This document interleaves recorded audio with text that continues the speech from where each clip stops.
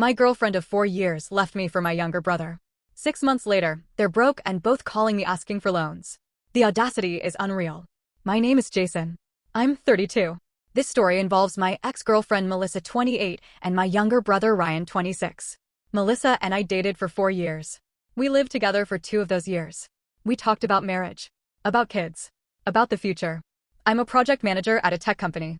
Make decent money. Not rich, but comfortable. Melissa was a freelance graphic designer. Work was inconsistent. I covered most of our expenses. Didn't mind. I loved her. My brother Ryan is, well, Ryan's always been the cool one. Charismatic. Funny. Irresponsible. He's bounced from job to job his whole adult life. Never saves money. Always has some new scheme. But he's my brother. We were close. Or I thought we were. Last year, I noticed Melissa and Ryan were texting a lot. I'd see her phone light up with his name. She'd smile, type back quickly. What's Ryan saying? I'd ask. Oh, nothing. Just memes. I didn't think much of it. They got along. That was good, right? Then one Saturday, I came home early from a work trip. I walked into our apartment and heard voices in the bedroom. Laughing. I opened the door. Melissa and Ryan were in my bed. I just stood there. My brain couldn't process it. Ryan jumped up. Jason, shit man. Get out. Let me explain. Get out. Melissa was crying.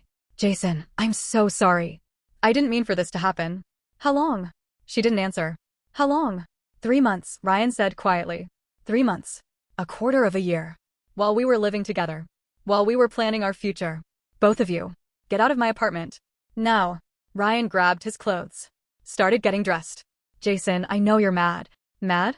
You slept with my girlfriend. In my bed. You're my brother. I know. I'm sorry. But we love each other. I looked at Melissa. You love him? She nodded, crying. I didn't plan this. It just happened. Get out. They left. I texted my parents that night. Told them what happened. My mom called immediately. Jason, honey, are you okay? No. I can't believe Ryan would do this. I'm so sorry. Is he there? He came by an hour ago. Told us everything. Your father kicked him out. Good. He's your brother. I know what he did was wrong, but... Mom, don't. Not right now. Over the next week, I blocked both of them on everything. Changed the locks. Told our mutual friends what happened. Most people sided with me.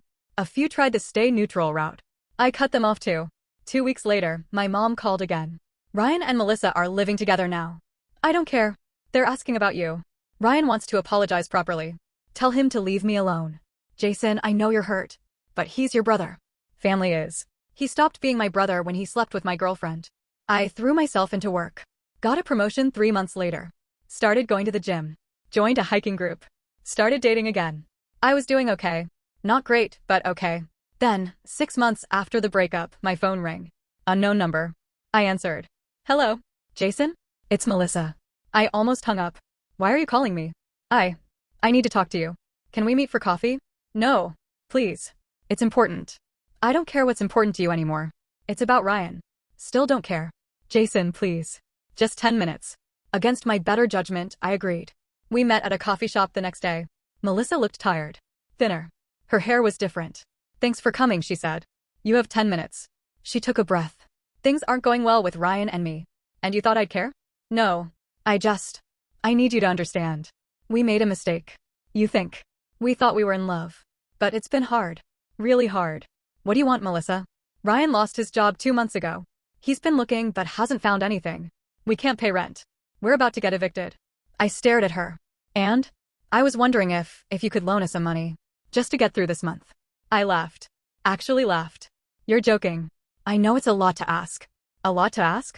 Melissa, you cheated on me with my brother. You destroyed my relationship with him. And now you want me to give you money. It's a loan. We'll pay you back. How?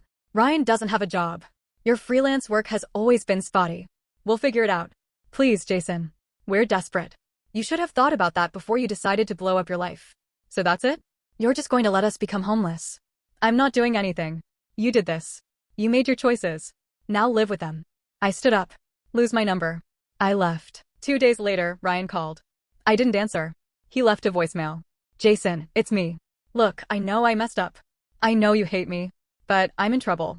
Real trouble. Melissa and I are about to lose our place. I need help. You're my brother. Please call me back. I deleted it. He called again the next day. And the day after that. Then my mom called. Jason, Ryan told me he reached out to you. He did. I ignored him. He needs help. Not my problem. He's your brother.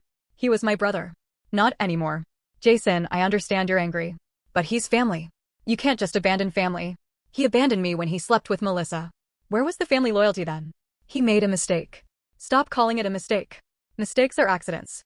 What he did was a choice. A choice he made every day for 3 months. So you're just going to let him suffer? I'm not letting him do anything. He created this situation. He can fix it. What if he ends up on the street? Then he ends up on the street. My mom gasped. Jason, that's cruel. You know what's cruel? Betraying your brother. Sleeping with his girlfriend in his bed. That's cruel. I raised you better than this. And you raised Ryan better than to betray family. But here we are. I hung up. The calls kept coming. Ryan. Melissa. My mom. Even my dad called once, though he didn't push as hard. I'm not saying what Ryan did was right, my dad said. But he's in trouble. Real trouble. He should have thought about that. Are you really going to let pride ruin your relationship with your brother? This isn't about pride. It's about consequences. Ryan has never faced real consequences in his life. Mom always bailed him out. You always gave him another chance. And what did he learn? That he can do whatever he wants and someone will save him. My dad was quiet. Not this time, I said. I'm not saving him. Last week, things escalated. Melissa showed up at my office. Security called me. Mr. Davis, there's a woman here asking to see you. Says it's urgent. What's her name? Melissa Carter. Tell her I'm not available. 5 minutes later, she was texting me from the lobby. Jason, I'm not leaving until you talk to me. I'll wait all day. I had security escort her out. That night, Ryan showed up at my apartment, banging on the door. Jason, open up. I know you're in there. I called the police. Told them someone was harassing me at my home. They came. Talked to Ryan. Told him to leave or they'd arrest him for trespassing. He left. But not before shouting, "You're my brother. How can you do this to me?" Yesterday, my mom called again. Jason, Ryan, and Melissa got evicted. They're staying on a friend's couch. Okay, that's all you have to say? What do you want me to say, Mom? I want you to help your brother. No. Jason, let me ask you something. When Ryan slept with my girlfriend, did you tell him he was wrong? Silence. When he moved in with her 2 weeks after destroying my relationship, did you tell him that was a betrayal? We talked to him about it. Did you tell him it was wrong? We told him we were disappointed. But did you tell him it was wrong? Did you tell him he couldn't live with the consequences? We couldn't just abandon him. But you're okay with him abandoning me? That's not fair. What's not fair is that Ryan gets to betray me, destroy our relationship, and still expect me to save him when his life falls apart. He's your brother. And I was his brother. But that didn't stop him. My mom started crying. I don't know how to fix this family. You can't. Ryan broke it. Not me. She hung up. I got an email this morning from Melissa. Long rambling. About how she knows what they did was wrong. How they're suffering. How they've learned their lesson. And at the end, we need $3,000 to get into a new apartment. Please. I'm begging you. We have nowhere else to turn. I haven't responded. Part of me, a small part, feels guilty. They're struggling. They're desperate.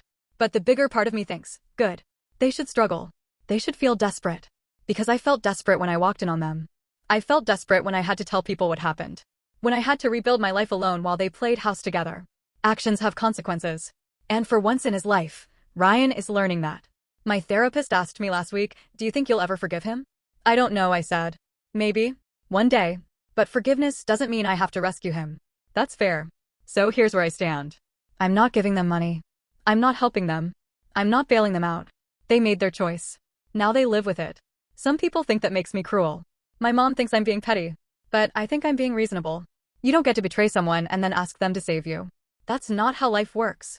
Don't forget to like, subscribe, and turn on the bell for more emotional true stories every week.